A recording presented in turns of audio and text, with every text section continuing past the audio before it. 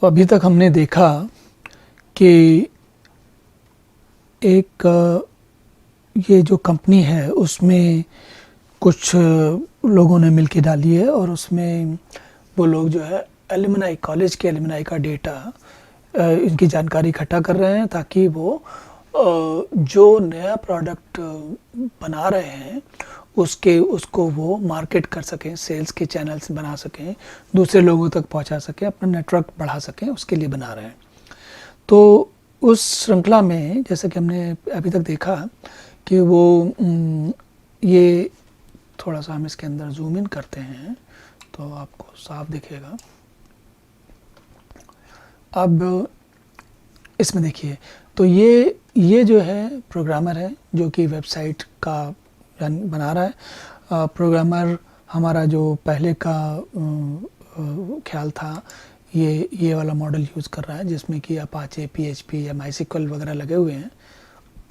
और इस मॉडल में वो अभी तक यहाँ पर डेस्कटॉप पर बैठकर वो अपना प्रोग्राम बनाता है, पीएचपी में या और लैंग्वेजेस में लिखता है और माइस्क्ल डेटाबेस यूज़ करता है।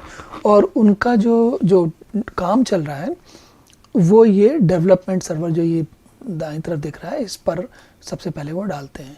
और जब डालने के बाद जब कोई उसमें कुछ फंक्शन शुरू हो गए, कुछ काम शुरू हो गया, जब वो ऐसे स्थिति में पहुंच जाता है कि वो काम दुनिया के सामने दिखाया सकता, कि मतलब बाकी लोगों को, जो कॉलेज के और स्टूडेंट्स, टीचर्स या जो पब्लिक में काम कर रहे हैं लोग बाग हैं, उन तक उनको डिस्प्ले किया जा सकता है, तब क्या करते हैं, उनको यहाँ की बजाय इस सिस्टम पर, जो ये दूर बगल में दिख रहा है, इस वाले सिस्टम पर डिप्लॉय करते हैं। डिप्लॉय का मतलब होता है लगा देते हैं। मतलब होता क्या है कि जैसे इन्होंने अपने डेस्कटॉप पर पहले बनाया और उस कोड को, जो भी पीएचपी का कोड उन्होंने लिखा, प्रोग्राम लिखा या डेटाबेस में जो कुछ एंट्री की, उस सारे को उन्होंने एसएफटीपी के जरिए या और भी कुछ तरीके हैं, पर अभी इस स्तर पे हम एसएफटीपी मान लेते हैं।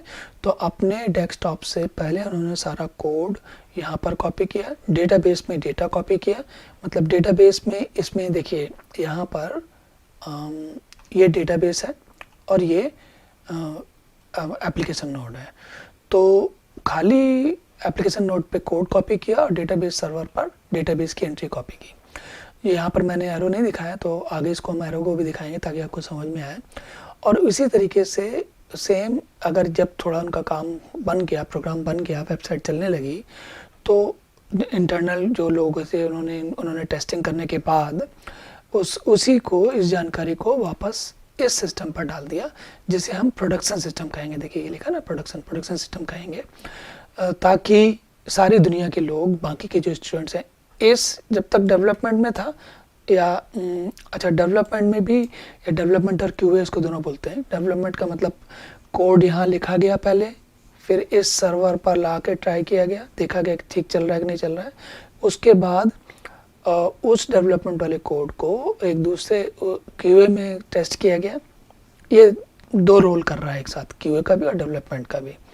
और उसके बाद जब कोड ठीक से काम करने लगा तो हमने उसको प्रोडक्शन के सर्वर पर डाल दिया, ताकि इस दुनिया के सारे लोग उसको देख सकें। मतलब वेबसाइट पे अपने अपने नाम, पता, जानकारी, क्या काम कर रहे हैं, इतने सालों में क्या किया, जो अपने बारे में डालना चाहते हैं वो सब उसमें डालते रहते हैं। तो ये जो डेटा अपडेट है वो प्रोडक्शन में हो रहा है, क्योंकि हमने बाकी जो पीछे कॉलेज में पास आउट हुए लोग हैं उन सबको बाहर से, मतलब ये देखिए जैसे ये कंपनी का नेटवर्क है ना, इस कंपनी के नेटवर्क में बाकी के लोग तो इस इंटरनेट के बाहर हैं, वो तो अंदर है नहीं। अंदर है नहीं मतलब ये अंदर है, ये अंदर ऐसा है कि ये अंदर का नेटवर्क है, कंपनी का नेटवर्क है, और ये इसके बाद बाहर का नेटवर्क है। तो जो भी स्टूडेंट्स या टीचर्स या जो काम कर रहे हैं भविष्य में, वर्किंग इंजीनियर्स हैं, वो सब बाहर से आएंगे, यहाँ से आएंगे, इसके अंदर जाएंगे और वो प्रोडक्शन सर्वर पे एक्सेस करेंगे, ये नेटवर्क के जरिए यहाँ से आते हुए, है ना। तो ये सीन, ये क्या हो गया कि क्यूए से प्रोडक्शन में हो गया।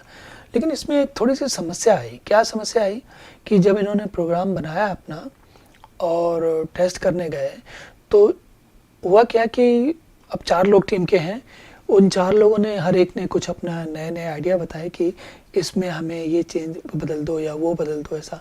तो हुआ क्या कि 3-4 लोग टेस्ट जो जिन्होंने कंपनी खोली है उसमें से 2-3 लोग टेस्टिंग कर रहे हैं और ये जो प्रोग्रामर है वो बना के यहाँ से इसमें डाल रहा है बार-बार।